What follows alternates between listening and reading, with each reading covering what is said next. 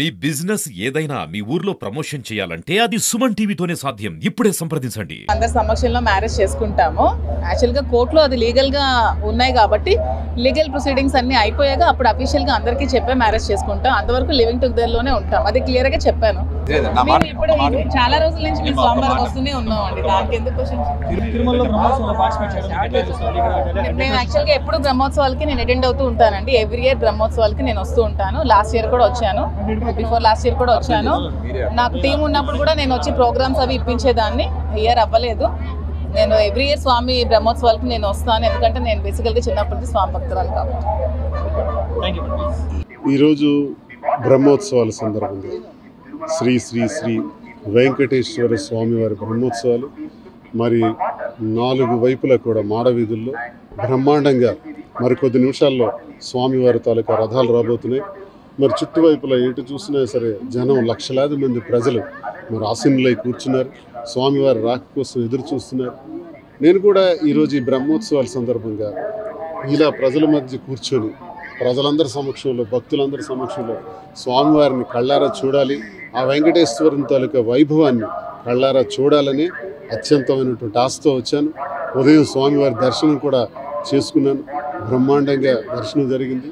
నేను ఒకటే కోరుకుంటున్నాను, బ్రహ్మోత్సవాల సందర్భంగా స్వామివారు ఈ భూమి మీద ఉండేటటువంటి సకల జనులకి, ప్రతి జీవరాశికి, ప్రతి ప్రాణికోటికి కూడా స్వామివారి ఆశీస్సులు ఉండాలని, ఆయురారోగ్యాలతో అష్టైశ్వర్యాలతో ప్రజలందరూ సంతోషంగా ఉండాలని, మరి దేశానికి, ఈ ప్రాంతానికి, ఈ ప్రపంచంలో ప్రతి ఒక్క ప్రాంతంలో కూడా స్వామివారి తాలూకా ఆశీస్సులు ఉంటాయి. కోటాను కోట్ల మంది భక్తులు వారి కోసం ఎప్పుడు ఎదురు చూస్తున్నటువంటి సందర్భం.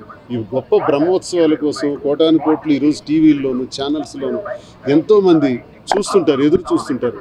మరి స్వయంగా స్వామివారిని చూస్తే ఆ జీవితమే వేరు, ఆ జీవితం ధన్యమైపోతుందన్నటువంటి సంతోషంతో నేను ఇక్కడికి రావటం జరిగిందని మీ అందరికీ తెలియజేస్తున్నాను. నేను మాదిరి తిరుపతికి రావటం చాలాసార్లు వచ్చాను. ఇది ఈరోజు కూడా రావటం జరిగింది. బ్రహ్మోత్సవాల సందర్భంగా రావటం జరిగింది. మేము రావటం అనేది నిజమే కాదనట్లేదు. కానీ వివాహం ఇదంతా రాంగ్ సార్. స్వామివారి దగ్గర కూర్చొని మాట్లాడుతున్నాం కదా. మేము వచ్చింది స్వామివారి దర్శనం కోసం. మా కుటుంబ వ్యవహారం ఒకటి ఉంది. మా కుటుంబంలో గత 2 ఏళ్లుగా గొడవలు జరుగుతున్నాయి. ఆ విషయాన్ని నేను చాలా కూలంకషంగా ప్రజలందరికీ కూడా వాస్తవాలన్నీ కూడా నేను తెలియజేశాను. మరి జరిగినటువంటి ఈ కుటుంబ విభేదాల్లో నా ఆస్తులన్నీ కూడా నా కుటుంబ సభ్యులకి రాసేశాను. మా భార్యకి, పిల్లలకి. పాపకి పెద్ద పాప డాక్టర్ అయింది. ఆ పాప కూడా వివాహం ఘనంగా చేశాను. రెండో పాప కూడా MBBS పూర్తి చేసుకుంది. ఆ పాపకి PG చదివించాలి, పెళ్లి చేయాలి. బాధ్యతలన్నీ నాపైనే ఉన్నాయి. మరి నేను చేయాల్సినటువంటి ప్రజాసేవలో భాగంగా ప్రజలు, మరి ప్రజాప్రతినిధిగా చేయవలసినటువంటి బాధ్యతలు కూడా నాకున్నాయి. మరి వివాహం అని మీరు అంటున్నారు. మా మధ్య ఉన్నటువంటి గొడవలు ఆల్రెడీ కోర్టులోకి వెళ్ళాయి. కోర్టులో ఇంకా తీర్పు రావాలి. కోర్టులో తీర్పు రాకుండా ఇటువంటి ప్రస్తావన అన్నది జరగదు. అదంతా కరెక్ట్ కాదండి. మేము కేవలం స్వామివారి దర్శనం కోసం ఈరోజు రావటం జరిగింది. లేదండి, అదే నేను చెప్తున్నాను. ఇప్పుడు ఏదైతే ప్రచారం జరుగుతుందో మేము ఇద్దరు వివాహం చేసుకుని దానికి ఈరోజు వచ్చామని, అందుకే దర్శనం చేసుకున్నామని, అది అబద్ధం అండి. ఈరోజు కేవలం దర్శనానికి మాత్రమే మేము వచ్చాము.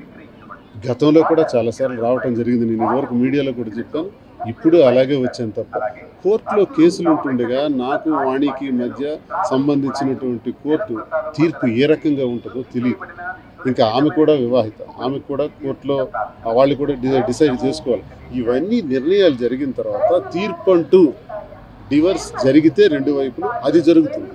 కేవలం నాకు గత 2 ఏళ్లుగా మా ఇంట్లో జరిగినటువంటి గొడవల కారణంగా నా దువాడవాణి ఇంటికి తాళం వేసేసి ఇంటికి రానివ్వకుండా కూడా ఇబ్బందులు పెట్టినటువంటి ఈ పరిస్థితుల్లో ఆ రోజు నుంచి ఈ రోజు వరకు కూడా మాదిరి నా సదుపాయాలన్నీ, భోజన సదుపాయాలు కానీ అన్ని కార్యక్రమాలు తానే చూస్తుంది. ఆ రకంగానే రావటం జరిగింది తప్ప గతంలో వచ్చే విధంగానే జరుగుతుంది తప్ప ఇదేదో కొత్తగా ఈ రోజుకి ఈరోజు ఇది జరిగింది, వివాహం జరిగింది అన్నదని నేను తీవ్రంగా ఖండిస్తున్నాను. అదంతా అబద్ధం. స్వామివారి సన్నిధిలోనే మేము ఈరోజు వివాహం చేసుకోవడానికి వచ్చామని చెబుతున్నారు. అది రాంగ్. సన్నిధిలో నేను అబద్ధం ఆడతాను. కేసులన్నీ క్లియర్ అయిన తర్వాత తీర్పు ఆమె ఇప్పుడు డివర్స్కి వెళ్ళాం. వాణి నేను ఇద్దరు, తను కూడా నా మీద డొమెస్టిక్ వైలెన్స్ పిటిషన్స్ వేశారు. నేను డివోర్స్ పిటిషన్ వేశాను. ఆ తీర్పు ఎన్నాళ్ళు అవుతుందో చూడాలి. కోర్టులో తీర్పు వచ్చిన తర్వాత, అలాగే ఆ అమ్మాయి కూడా వివాహిత కాబట్టి వాళ్ళ భర్తకి వాళ్ళకి మధ్య డిస్ప్యూట్స్ ఉన్నాయి. ఆ డిస్ప్యూట్స్లో ఆమెది కూడా క్లియర్ అవ్వాలి. ఇవన్నీ క్లియర్ అయిన తర్వాత స్వామివారి నిర్ణయం ఎలా ఉంటుందో అన్నీ, నేను స్వామివారికి భక్తుడిని, నేను మా ఇంటి ఇలవేల్పు వెంకన్న స్వామి. సో వెంకన్న స్వామి ఆ నిర్ణయాలన్నీ చేస్తాడు. ఆయన ఎలా ముందుకు తీసుకెళ్తే అలాగే జరుగుతుంది. అదంతే స్వామివారికి ఆ బాధ్యత.